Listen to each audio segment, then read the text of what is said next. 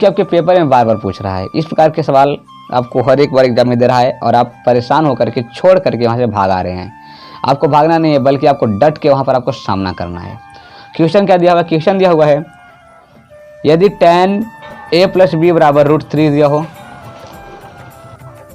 तो ध्यान दीजिएगा, आपका जो सवाल है, सवाल क्या दिया हुआ है? सवाल ये दिया हुआ है कि यदि tan a + b = √3 और tan a - b = 1/√3 तो a और b का मान ज्ञात कीजिए। यदि जो a + b है वो आपके 0 अंश से बड़ा होना चाहिए और 90 अंश के या तो बराबर होना चाहिए या तो 90 अंश से छोटा होना चाहिए, तो आप ज्ञात करिए कि a और b का मान क्या होगा। अब आपको बता दें कि यदि tan a + b = √3 है, यहाँ पर हम लिख दे रहे हैं ना ताकि आपको दिक्कत ना हो। क्या लिख दे रहे हैं यहाँ पर? हम यहाँ लिख दे रहे हैं हम कि tan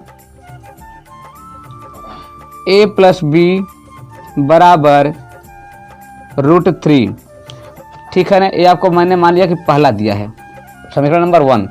समीकरण नंबर 2 क्या दिया है कि tan a - b = 1/√3, ये हो जाएगा समीकरण नंबर 2। तो हमें बताया कि tan किसका मान √3 होता है, तो कहेंगे सर tan 60 का मान √3 होता है। तब हम कहेंगे यहाँ पर, तब क्या कहेंगे कि a + b = 60 अंश, ये आपका 1 ही है।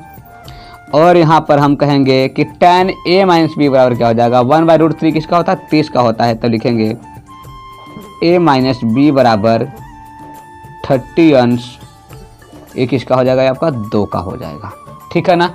अब क्या करेंगे हम? अगर कहेंगे कि समीकरण, क्या कहेंगे? समीकरण 1 और 2 को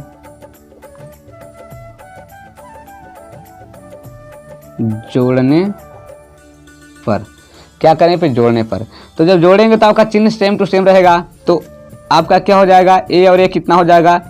a और a हो जाएगा 2a, और प्लस b माइनस b क्या हो जाएगा? खत्म हो जाएगा। तब क्या बचेगा? कुछ नहीं बचेगा, तो हो जाएगा बराबर 60 में से 30 जोड़ेंगे कितना हो जाएगा? 90 हो जाएगा। कितना हो जाएगा? 90 हो जाएगा। अब काटिए, 2 1 का 2, 45 दूनी 90। तो आपका a का मान कितना हो जाएगा? तब a बराबर हो जाएगा 45 अंश। किसी को कोई दिक्कत नहीं है ना? तो आपका a का मान क्या हो जाएगा? 45 अंश हो जाएगा।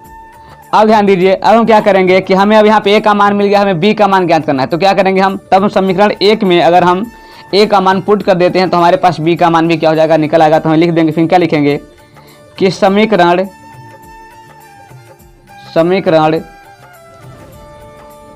1 में a का मान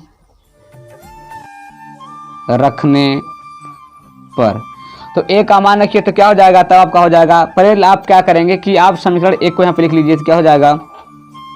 a + b = 60 अंश। तो a का मान कितना है?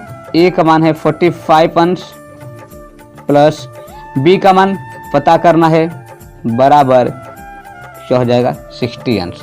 अब मुझे काम बताइए आप लोग, थोड़ा सा इसमें ऐसा बताइए। अब मुझे बताइए कि अब हम अगर यहाँ पे +45 है, मतलब +45 है, अगर बराबर किस साइड जाएगा तो क्या हो जाएगा? तब हो जाएगा -45 हो जाएगा। तब क्या हो जाएगा? तब हो जाएगा यहाँ पे b = 60 अंश -45 अंश। तो आपका क्या हो जाएगा? तब हो जाएगा b = 60 में 45 गया, कितना हो जाएगा? आपका हो जाएगा 15 अंश। तो आपसे यही पूछ रहा था कि आप a का मान बताइए और आप b का मान बताइए।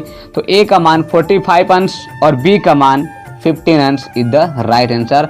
और आशा उम्मीद करते हैं कि आपको इस प्रकार के सवाल बहुत ही अच्छे तरीके से समझ में आया होगा और आपको इसी प्रकार के सवाल को एग्जाम में दिया जा रहा है ताकि आप परेशान हो, आप फंसे, आप वहाँ पर उसे छोड़कर चले आए और आपका 6 नंबर कट जाएगा। कहने का तात्पर्य कि आपका 1% गायब हो जाएगा।